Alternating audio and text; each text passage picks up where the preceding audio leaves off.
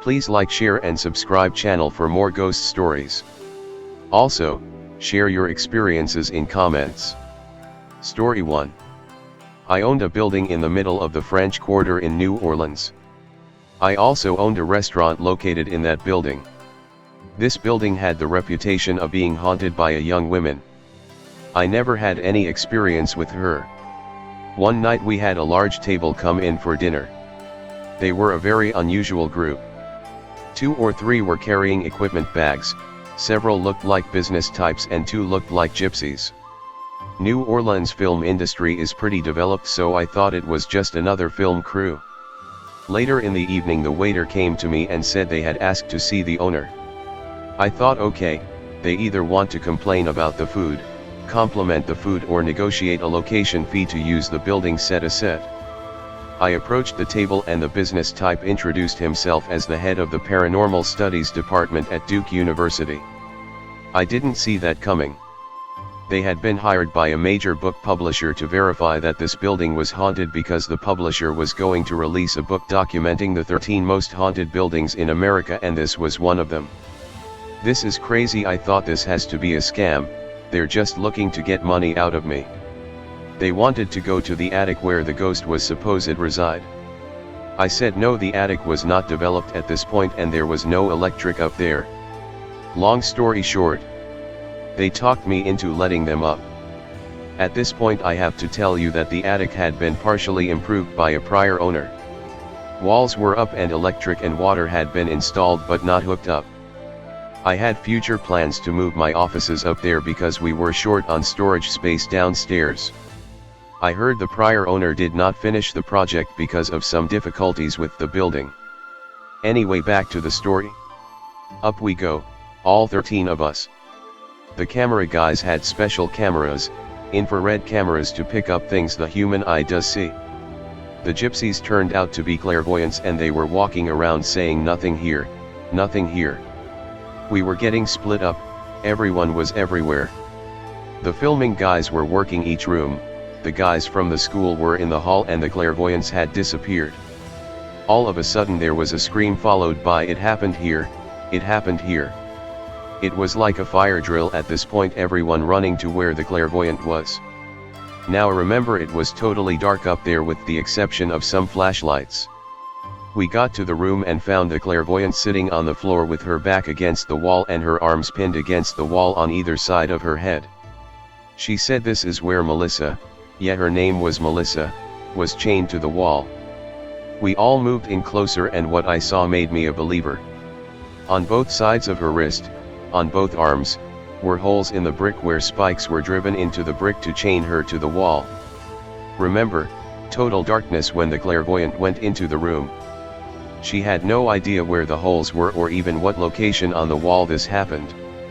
But her wrists were exactly centered between the 2 spike holes. Well, that was enough for me and for Duke. We all went downstairs and they told me the story. Melissa was a young beautiful woman who was the lover of the building owner. He died in a duel and the wife invited Melissa over to mourn his death. The wife knew about the affair. Well, the wife had something different in mind. When Melissa arrived, she had her servants take Melissa to the attic and chained her to the wall where she starved to death. Creepy. Now to seeing Melissa up close. I never actually saw Melissa, I think, but I had interactions with her. About a year later I made that office move and took my assistant, financial women, and myself to the attic. There were no occurrences concerning Melissa from the time Duke was there and when I moved upstairs. Basically the Duke experience turned into cocktail talk and that was about it. My office was on the corner of the building, my assistant was in the room next to me and the finance woman was in the next office. Her office was in the room where Melissa was starved to death. I didn't tell her. Well, then it started, the finance woman started to complain about her adding machine. It just started on its own. Her phone kept lighting up like the receiver was off the hook. The elevator kept moving on its own. Things were moved around her desk every time she turned her back. I moved her to another office. Then Melissa started in with me. I would leave at night and lock my office up tight. When I came in the next day, my desk was totally rearranged, neatly rearranged. Well, I started talking to Melissa. It was a one-way conversation, and I asked her what was wrong, why was she doing this? No answer, of course. She didn't seem mean or scary, she just wanted us to know she was there. One night I was on a call to England. It was late at night because of the time difference overseas. It was an important call. Well, Melissa was playing with me, she would move things, she opened and closed my door without moving the door handle. She was rocking this woven goose I had on the corner of my desk. This goose was a favorite of mine. It was from China and it had a secret compartment that you had to know exactly what to move to get into it. Well, she was rocking this thing back and forth until the goose's nose would touch my desk and then back up. I'd had it with her. I put my call on hold and yelled at her. I told her to get out, which she did. Just left. In the morning when I returned and unlocked my door, everything seemed normal except the goose was gone and in its place was the secret compartment. Melissa had taken the secret compartment out and left it on the desk so I would know that she knew how to get into it. The goose was never found. It was nowhere in the building. Let me end this story, it's getting long. Things went quiet after that and I sort of missed her. One night after leaving the restaurant, I was walking to my car. There was a very unusual old woman walking toward me, dressed in period clothes. This isn't unusual because of the tour guides, who are always dressed in some costume. As we passed, she said, "You know, Melissa left your building." I said, "What did you say?" She said, "Melissa is gone. She jumped to the building across the street because I hurt her feelings." Holy shit, how did this woman know that? She said she only did those things because she wanted us to move out of her space, she didn't want us in the attic, it was hers. I was dumbfounded. I asked if she would come back. She said she has to because she is trapped in that building for eternity. She can leave but she always has to come back.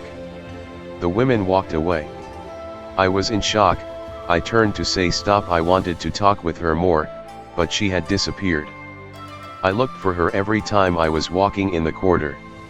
I really wanted to talk with her more. But I never saw her again. To this day I firmly believe that old woman was Melissa. So maybe I have seen a ghost up close. That's my story and it's real, so I guess you can call me a believer. BTW, Melissa never returned to the building, I guess she was waiting for me to leave. I sold the building a year later. I don't know if the new owner has met Melissa yet. But if he goes to the attic he will. I moved to Florida and have another business there. I keep that secret compartment on my desk just to remember her. Oh, and I have another financial woman working for me. Guess what her name is? Melissa. Go figure. P.S. Lots of feedback on my answer. The main question is, what makes me think the old lady was Melissa? Good question. The main reason is that she knew things that happened in my office that you had to be there to know about it. Details I never told anyone, you couldn't guess at this stuff. Then there's this, I'm walking down Royal St. in the French Quarter late at night, it's foggy or misty. This old woman appears in front of me in some kind of period costume, she just walk out of the fog. Okay, maybe she was walking along and came out of the fog, possible. But when she walked away there was a fence that run along the back of the church and it was a half a block to the next corner. The lighting better in that direction, so visibility was improved. I turn around quickly to ask her more questions and she was gone. Not enough time to make it to the corner, she was too old to run. She just disappeared. Can ghosts make themselves visible to humans and then just vanish? She looked like a real person to me, not one of those floating ghosts that Hollywood makes up. This little fact has stuck with me for a long time. Could this have really been her, Melissa, a ghost, and did I really see her? I go back to New Orleans from time to time for business. The new owner of my building has invited me to stop by to see all the renovations he made. I might just have to go by next time and ask to see the attic. If I do, let give you a follow-up. Update: I returned to New Orleans on business. I own another piece of property there and needed to return to the city. I was tied up with my lawyer and accountant for the first couple days. On the third day we were done. I decided to walk back through the French Quarter, seeing some old friends along the way. I was about a half a block away from my old building and saw the renovations the new owner had put in. All the ironwork was repaired and the entire building was painted. It was magnificent. I got closer and the new owner stepped out onto the balcony. He saw me across the street and yelled to me to come on up and see the inside. I was curious and secretly I wanted to see what he did with the attic. He met me downstairs and up we went. As you remember, I had a restaurant on the first 2 floors of the building. Well, no more, the owner had turned the entire building into his private residence. This place was unbelievable, absolutely over the top. He had dumped some serious money into this place and it showed everywhere. While we were in the living room on the 2nd floor, his phone rang. He answered it and told me he was sorry but he had to take the call. He suggested that I just go up to the 3rd floor and look around. The 3rd was renovated into several bedrooms and a small living room on the front corner of the building. Everything was just lovely. On my way out I looked up the stairs to the attic. He was still on his call. I could hear him talking. So I said to myself, just go, and I did. Up I went and walked through each room. He hadn't done much with the attic, just stored some boxes and books up there. I walked through my assistant's office and into mine. That brought back a flood of memories, like the night I yelled at Melissa. I couldn't see any sign of her and she was not making herself known. I wondered if she was still across the street and had not returned. I walked out of my old office and started down the hall towards the stairs. Just then I heard something behind me. I turned around and saw the door to my office closing. Now get this, after the door closed I heard the lock turning and locking. I went back to try the door, it was locked from the inside. That's crazy. Then I turned to see the door to my assistant's office close and lock, and the next door where the finance women sat also close and lock. All 3 doors were locked. I was locked out of all the offices. I just stood in the hall sort of chuckling to myself. I got it, and I said out loud, "Okay Melissa, I got it, I'm not welcome here anymore. I'm leaving now and I will never come back." I went back down and the new owner asked how I liked the place. I told him it was fantastic and asked if he had any plans for the attic. He said no, not really. He was going to put more bedrooms up there for guests, but there was something strange about the place, so he decided not to anything with it. I said I thought that was a very good choice. Well, I guess you can see that Melissa got her revenge. She shut me out, pretty much just what did to her.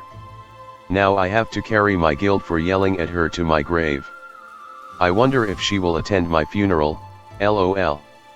This is truly the end of this story, because I will honor Melissa's wishes and not return to that attic. The end. Story 2, Plastic Ghost. It's a story when I was in my 7th class. We lived in a small village that was around 4 to 5 kilometers from nearby town. We planned to visit gaming parlor after class time to play NFS. Made an excuse for practice match of football at home. That time, there were no smartphones or laptops and PS1 used to be in gaming parlor for 15 rupees per hour. I got stuck with the awesomeness of game and got late. It was around 6:30 p.m. and almost got dark with fog in mid-December. Now the longest 5 kilometers of my life started. Got on a bicycle and started pedaling. Way to my village was pathetic and it was a dirt road, covered dark with trees on both sides and used to give a deserted look, and hardly people used to visit it during the evening. The moment I crossed crematorium, I started hearing some noise from the backside. Something or somebody was following me for sure. The sound started getting closer and louder. I somehow managed to look back, but nobody was there. That dark evening look made me scarier. I started pedaling like anything and sound was getting even more weird and loud. Started shivering and sweating like anything. Assumed that death is certain, as I used to see at a serial those days. The road got never ending. Started reciting Hanuman Kalisa. Did for almost 20 times. Nothing happened. That ghost was still there running beside me. Shouted sorry, sorry, leave me in loud crying voice, but nothing happened. Now I could feel the ghost way closer to me as I got completely out of senses. Then suddenly I saw a black cat in the middle of the road with shining eyes. I applied brake cycle and fell down nearby big mango tree. I felt a big pull from the backside. Then finally I closed my eyes and completely surrendered to a ghost. Though for 2 minutes, I didn't open eyes, and finally when I saw back with tears in eyes, expecting a ghost in a white dress with feet crooked on a backside, nobody was there.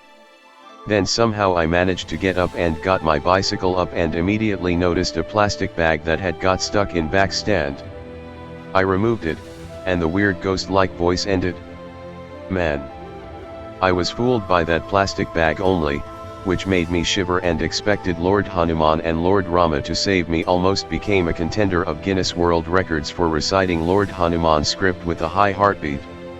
Twist, I was thankful to God when I reached home, but got 3 to 4 tight slaps from mom for getting school uniform dirty and getting late.